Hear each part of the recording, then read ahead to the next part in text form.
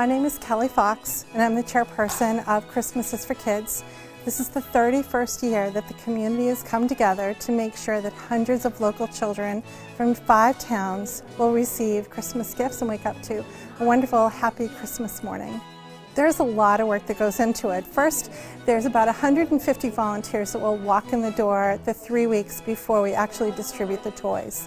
So that's what we're in the middle of right now, and although it may seem a little bit quiet behind me, there's been so much that's happened even before being able to come into this room this evening. We're constantly looking to make sure that we're being as efficient as possible, and in terms of how we spend our money as well as how we use our space, and we want to make sure that we are utilizing the volunteers' talents to the best of their ability as well. So the types of things that happens before we get to this part is we have created an application that parents will have to fill out, and we request copies of their pay statement as well as utility bills. We want to know a lot about what's going on in the family financially to be sure that there really is a need.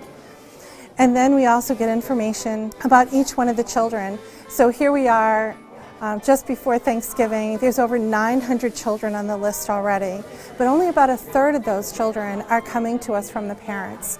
The rest of those children are coming to us through the Department of Children and Families. These children might be in foster care, but at some point Department of Children and Families is involved with them.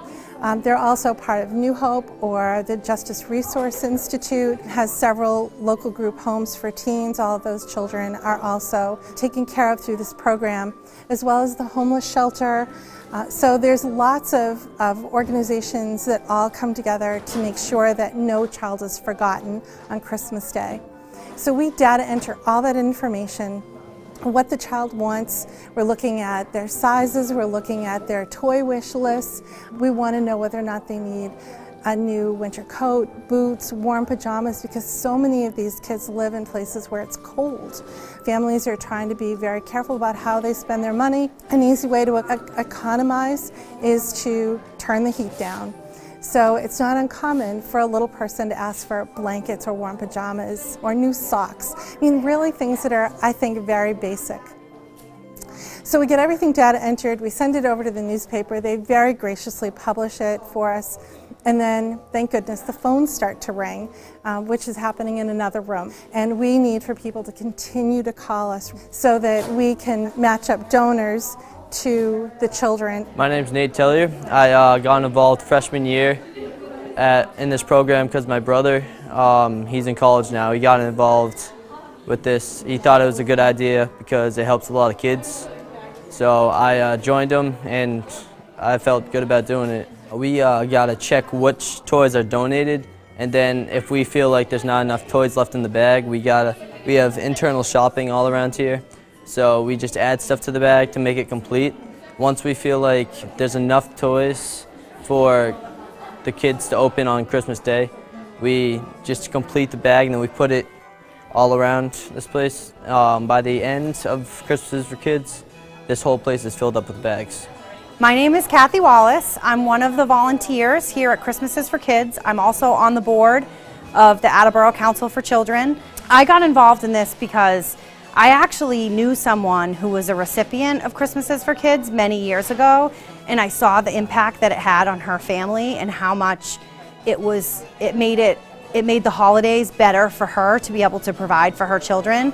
So once I watched how much benefit this program gave to families in need, I called, and the first couple of years I was a sponsor. I just donated and sponsored a couple of kids, and then I started volunteering, and now I'm on the board.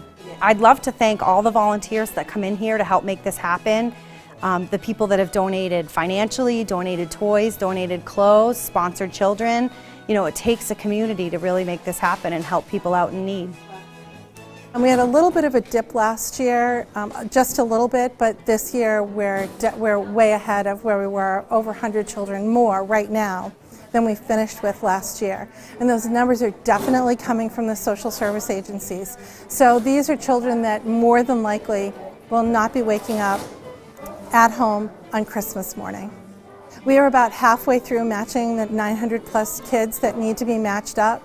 But companies like Attleboro Jewelry Makers, like Sensata, like New York Life, and I know I'm going to miss so many, but there's lots of companies that their employees have come forward, the Rotary Club, the Attleboro City Hall, the local churches. There's a whole bunch more people that donate, and there's a lot more kids. It's just become more popular as the years go on. For high school students, get into these because colleges really like it, but for older high school students, it's just a good thing to do. I think as a volunteer, it's really nice to spend some time giving back. I get a lot of satisfaction out of picking out the toys.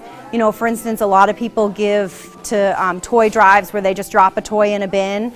For me, it's nice to get the information about the child and really pick out something that a child really wants for Christmas. And I always, every year on Christmas Day, I always think about the kids that I sponsored and hope that I made their Christmas better. We need lots more donors. The phone lines are open Monday through Friday from 5 to 8 p.m. and on Saturday from 9 to 5 from December 1st through December 13th. The phone number is 508-226-0911.